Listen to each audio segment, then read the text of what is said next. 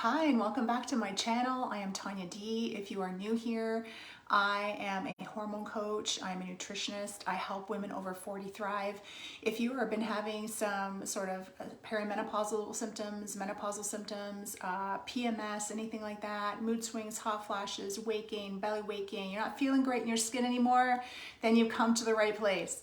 All right, so I give lots of information, nutritional tips and information, recommendations on certain supplements and things to help you live your best life over 40, okay? So today I'm going to talk about IC, which is interstitial cystitis, okay? If any of you have heard about this before, let me know, drop it down in the comments. I have actually had interstitial cystitis before and just got over a flare. So these things can come up, can pop up at any time.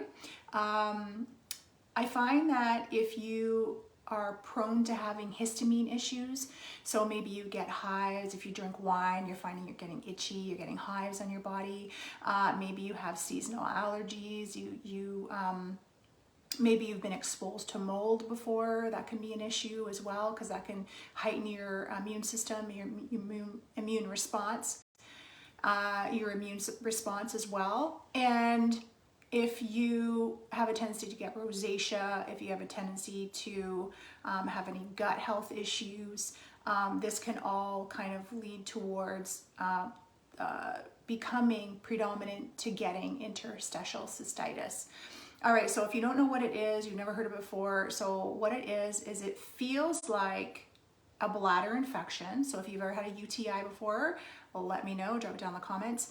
It feels like your bladder is on fire. You can feel bloated in that area as well. You can feel like you have to go to the bathroom every second and nothing can take away the pain.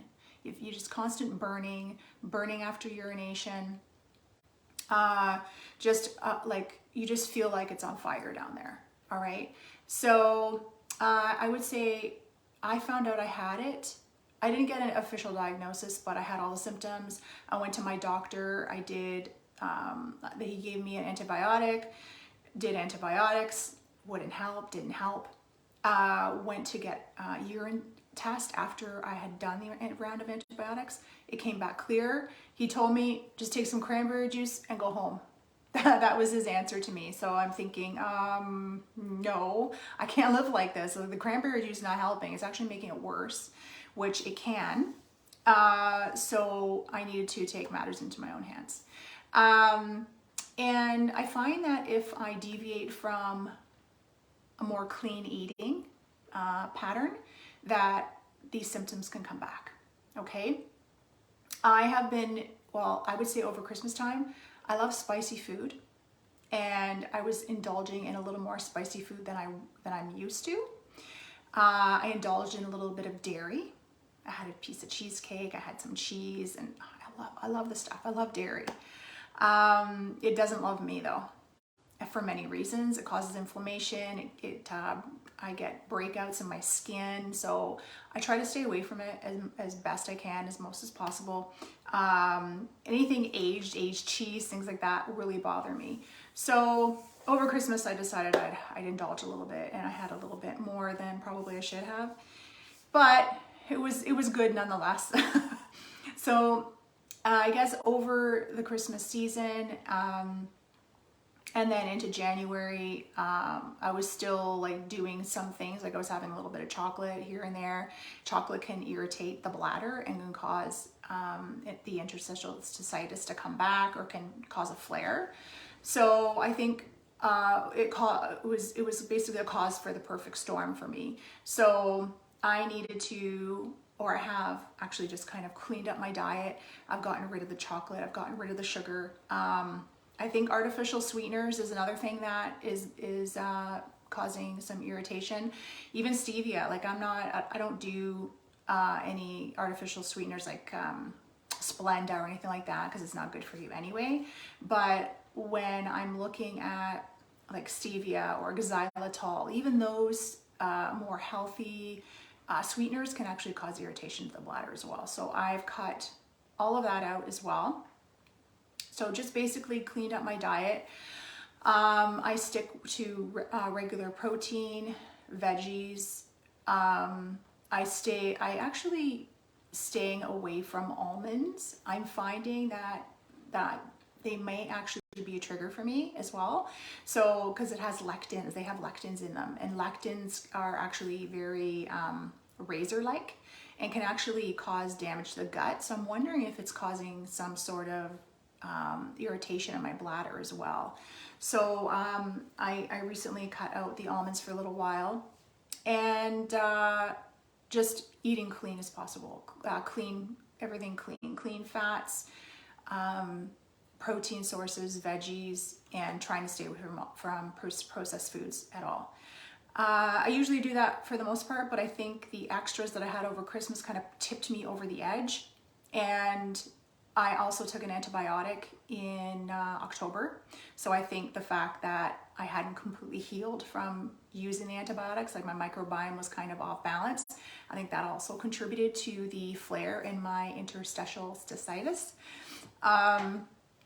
So really important to be looking at the types of food that you're eating and cleaning up the diet. So what I'll do is I can leave a list of foods. There's actually a website for IC that I can link down in the show notes for you. You can take a look at the foods that you might want to eliminate, the things that you could eat that are not going to cause problems. But like I said, almonds, nuts are on the list, but I think almonds for me might cause problems. It could cause problems for you too. I don't know if that's an issue for you, but I love almonds.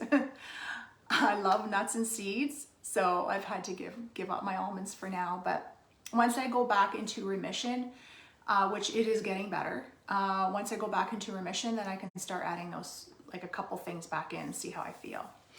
Another thing that is really important to get through this time is to make sure that you are drinking lots of fluids. And I know how hard it is when you are in pain to go to the bathroom more frequently. I know what it's like, but you need to keep clearing that organ out. You need to keep the water going through. You need to keep the fluids going through. And teas have been really super beneficial for me. And I find that chamomile tea is very calming for my bladder. So I drink 1 or 2 cups of that a day. And then I also add in some lemon balm as well. That seems to really help calm things down. And I also added in another tea. It's actually a combination of seeds. And I sip on the tea all day. So what it is it's so you get the real seed. So I go to the health food store and grab some seeds there. So it's cumin seeds, coriander seeds, fennel, and fenugreek. So I get the seed. I do like 1/4 of a teaspoon in some boiling water. So get like a good pot or whatever you've got. If you've got a tea dispenser type thing where you can boil the tea and then have the leaves or the seeds in the pot, you can do that too. Whatever works for you, whatever you've got on hand. So I boil it for 7 minutes and then I put it in a thermos and I sip it throughout the day. That's really beneficial for helping to calm things down, especially your digestive tract as well. And I'm sure that spills over into the bladder as well. So other things that have helped me is curcumin is really, really great anti-inflammatory. I find that has been huge for me. I can notice a difference after I take 1 or 2 capsules of the curcumin. Huge relief in the pain. So it's a great anti-inflammatory, again, for your whole system. Another one that's really good that I really, really like is quercetin. So quercetin and bromelain together has been a really great add-on to my program as well.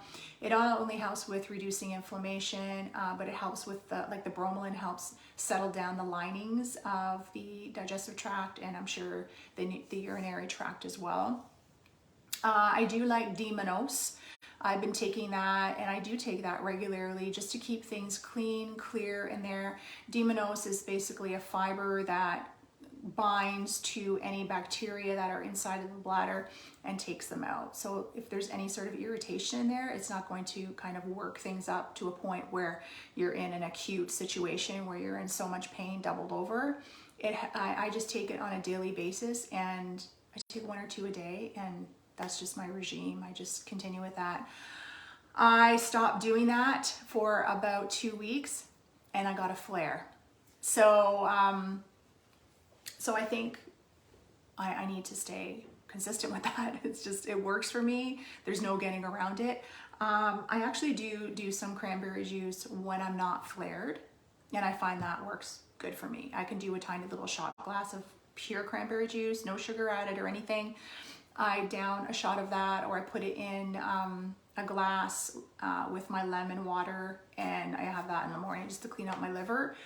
But that said, lemon and citrus can cause problems for IC people. So if you are having an acute flare, then you need to get rid of all of the possible irritants first to calm things down, calm your system down, get the inflammation down, work on your gut health, do some sort of cleanse. Maybe in the evening, I do a special drink where I combine some flaxseed and some psyllium, and just to really foster good microbiome, get that microbiome working again. Because like I said, back in October, I had to take an antibiotic because I had an infection in my breast. But I think that kind of tipped the scale for me. Sometimes you need an antibiotic, like there's no getting around it, right? I mean, antibiotics save millions of lives every year, but we need to replenish the gut microbiome, work back up to a good